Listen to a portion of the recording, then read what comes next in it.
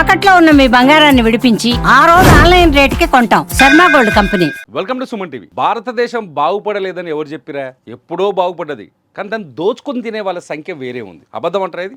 భారతదేశం ఎప్పుడో బాగుపడ్డది. నిజంగా చెప్పాలంటే ప్రపంచ ఆర్థిక వ్యవస్థల్లో మన దగ్గర ఈ లంచాలు తీసుకొని దొంగతనంగా సంపాదించుకొని వెనకంగా ముళ్ళె కట్టుకునే బ్యాచ్లు అన్నిందరి లెక్కలు తీస్తే, లేకపోతే స్విస్ బ్యాంకులో అకౌంట్ ఉన్నాయని చెప్పి అప్పట్లో చెప్పను, నల్లధనం తీసుకొస్తాను మోదీ ప్రభుత్వం చెప్పింది కదా, అన్నీ తీసుకొస్తే మనం అమెరికా కంటే ముందుంటాం. ఇది మాత్రం గ్యారెంటీ అనిపిస్తుంది. ఒక్కొక్కసారి అనిపిస్తుంది. ఒక్కొక్కసారి ఒక్కొక్క అవినీతి అధికారి ఇంట్లో పైసలు దొరికినప్పుడు చూస్తే కండ్లు బయర్లు గమ్ముతాయి. మామూలుగా కాదు. నిజంగా వీళ్ళకు మానవత్వం ఉంటుందా? వీళ్ళు మనుషులేనా? ఇట్లాంటి ఎట్లా జనం సొమ్ముని ఎట్లా దోచుకోవాలనిపిస్తుంది? ఒక్కొక్కసారి ఇట్లాంటి ప్రశ్నలు మీకు ఎవరికైనా అనిపిస్తాయా? అనిపిస్తే ఖచ్చితంగా వీడియో కింద కామెంట్ చేయండి. డబ్బును దోచుకోవడంలో మన ప్రభుత్వ అధికారులు, నేను అందరిని అంటలేను, చాలామంది ఫీల్ అవ్వచ్చు వీడియో చూసిన తర్వాత, కానీ ఒక్క ముద్ర మాత్రం చాలా స్పష్టంగా ఉంది. గవర్నమెంట్ ఉద్యోగం వస్తే చాలు పైసలు అడ్డగోలుగా సంపాదించుకోవచ్చు. గవర్నమెంట్ ఉద్యోగం చిన్నదున్నా సరే, ఫ్యూన్ ఉద్యోగం ఉన్నా సరే కోట్లకు కోట్లు సంపాదించి పట్టేయచ్చు. హైదరాబాద్ మిడిల్ ఏరియాలో మంచి మంచి జూబ్లీస్ బంజారాస్ ఏరియాలో బంగ్లాలు కట్టవచ్చు. ఎందుకంటే కొందరు అధికారులు ఆ పని చేస్తున్నారు, కొందరు ఉద్యోగులు అలాగే డబ్బులు సంపాదిస్తున్నారు. మీరు వీడియో చూస్తే మీరు లంచం ఇవ్వని గవర్నమెంట్ అధికారి ఎవరు ఉన్నారా? నేను కూడా ఇచ్చిన, తిరిగేలేదు, తప్పదు, నేను కూడా ఇచ్చిన. ఎందుకంటే అట్లా ఇవ్వడం కూడా తప్పే, నేరమే. కానీ లంచం ఇవ్వకపోతే పని అయితే లేదు భారతదేశంలో. అట్లా లంచాలకు అలవాటు పడి లంచాన్ని గట్టిగా భోంచేసిన ఒక అధికారి గురించి చెప్తా. కాకపోతే మన తెలంగాణ ఆంధ్రుడు కాదు, మహారాష్ట్రలో టౌన్ ప్లానింగ్ ఆఫీసర్గా పనిచేసిండు. కాకపోతే మనిషి మన ఆంధ్రప్రదేశ్ వాడే, వైఎస్ రెడ్డి. చూడండి, ఈ మహానుభావుని ఫోటోని మీరు అందరూ గుర్తుపెట్టుకోండి. ఒకసారి ఈ మహానుభావుని ఫోటోని ఖచ్చితంగా ప్రతి ఒక్కరూ గుర్తుపెట్టుకోండి. ఈయన పేరే వైఎస్ రెడ్డి, మన కర్నూలుడే. మస్తు కోట్లు సంపాదించాడు. మహారాష్ట్రలోని వాసాయి విరార్ మున్సిపల్ కార్పొరేషన్లో టౌన్ ప్లానింగ్ ఆఫీసర్గా పనిచేస్తుండు. బాగానే కొట్టిండు ఉద్యోగం. అక్కడ ఈ చెత్త డంప్ని ఏర్పాటు చేయడం కోసం, లేకపోతే డ్రైనేజీ వ్యవస్థను ఏర్పాటు చేయడం కోసం, లేకపోతే ఈ వాటర్ ఉంటుంది కదా, మున్సిపాలిటీలో వాటర్ ట్యాంకులు కానీ వాటర్ సదుపాయాలు కల్పించడం కోసం ఏర్పాటు చేసిన భూములు ఉంటాయి కదా, ఆ భూముల్ని అక్కడ ఉండే ఇన్ఫ్లుయెన్సర్లకి అప్పజెప్పి దాదాపు 41 ఎకరాల భూములు అప్పజెప్పి కోట్లకు కోట్లు దొబ్బి తిన్నాడట. ఆయన ఇంట్లో చెక్ చేస్తే దొరికిన పైసలు ఇవన్నీ కట్టలే, మామూలు పైసలు కాదు ఇవిగా.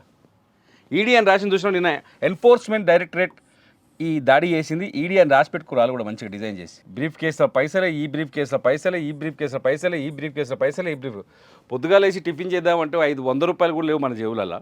వీళ్ళు చూడరు ఎట్లా సంపాదిస్తారు. ఇలాంటి అవినీతి తిమింగళాలని ఏం చేయాలి? దాదాపు 23 కోట్ల విలువైన బంగారం వజ్రాలు దొరికినాయి ఇంట్లో. 23 కోట్ల విలువైన బంగారం అంటే దాదాపు ఎంత? 200 కిలోల దాకా ఉంటుండొచ్చాము. ఒకసారి అంచనా అయ్యి 23 కోట్ల విలువైన బంగారం దొరికింది. 9.5 కోట్లు నెట్టు నగదు క్యాషే దొరికిందిగో, బస్తాల నింపెట్టింది ఇట్లా క్యాషే.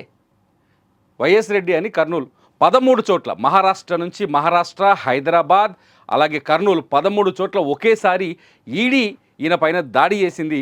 ఈయన చేసిన అక్రమాలపైన గడిచిన నెల 15 రోజులుగా నిఘా పెట్టింది. ఇంకో అధికారిని కూడా పట్టింది అవతల.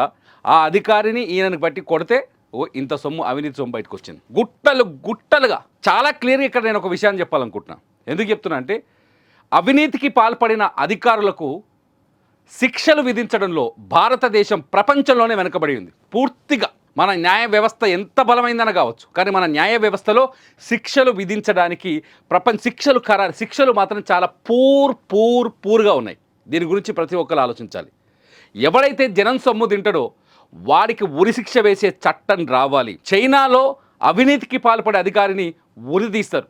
సౌదీ లాంటి దేశాల్లో కూడా ఉరిదీస్తారు, లేకపోతే వేసిపడేస్తారు. అటువంటి శిక్షలు అమల్లోకి వస్తేనే ఇటువంటి అవినీతి తిమింగళాలు, లేకపోతే అవినీతికి పాల్పడాలనుకునే దుర్మార్గులు, దొంగ అధికారులు, లంచగొండులు ఉచ్చబడుతుంది, భయపడిపోతారు.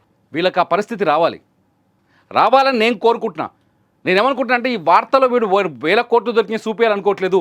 ఇలాంటి అవినీతి అధికారులని అంతం చేయాలంటే భారత న్యాయ వ్యవస్థలో కఠినమైన శిక్షలు రావాలి. జనం డబ్బులు లంచగొండులకి ఉరి శిక్షలు, లేకపోతే మరణ శిక్షలు వేసేంత బలమైన శిక్షలు రావాలి. కనీసం యావజ్జీవ కారాగార శిక్షనే వేయాలి. అప్పుడే ఈ దేశంలో లంచం అంతమైద్ది.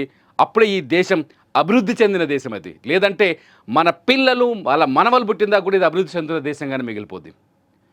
వీళ్ళు దేశంలోని ఉగ్రవాదులను సరిహద్దుల్లో సైనికులు ఉగ్రవాదులతో పోరాడుతున్నారు కదా, ఆ ఉగ్రవాదుల కంటే వీళ్ళు చాలా ప్రమాదకరం.